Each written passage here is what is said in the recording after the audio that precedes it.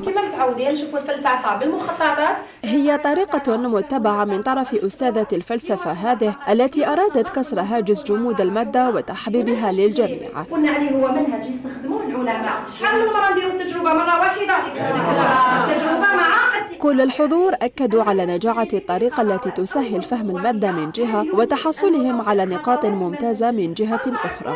ثالث خطوة من خطوات الجدارية. ما كنت قاعد نفهم واش معناتها فلسفة ولا واش معناتها مقالة. كي اعتمدت على هذه الطريقة وليت نوصل حتى 16 وشي خمام أستاذة تاع الليسي شكرت بزاف في الطريقة تاعي. العام اللي فات كنت نحفظ وصح كنت ندي 3 4 في المقالة باسكو كنت نحفظ يتخلطوا لي الأسئلة.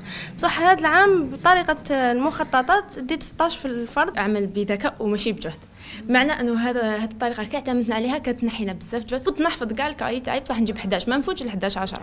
فدوكا كاعتمدت هذه الطريقه تاع المخططات اللي هي تفهمي برك المقال تاعك.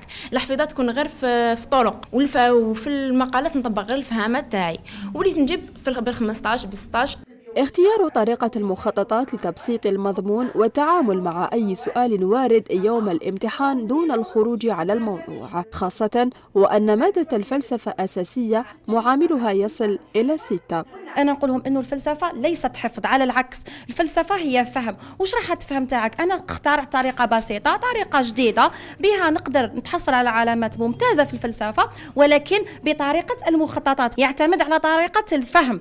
يفهم المخطط تاعو مباشرة، يقدر يحول المخطط إلى فقرة. يعني يكفي يفهم المخطط ويحفظ المنهجية، بين قوسين نقول منهجية ماشي المقالة، يحول مباشرة المخطط إلى فقرة. نتائج يعني الحمد لله تحسنت نتائج، وكانت عندي هذه النتائج طريقة بديت نخدم بها من 2018. في النقد لهنا أغلب التلاميذ اليوم يعولون على الحفظ الذي قد يزول بمجرد طرح السؤال بصفة مغايرة، لكن بالمخططات هذه حتما تتحقق المقاربة بالكفاءات ويصبح التلميذ هو من يستنتج. يعني دافع على أحد الموقفين، يقول لك دافع على الموقف الأول ولا يقول لك دافع على الموقف الثاني.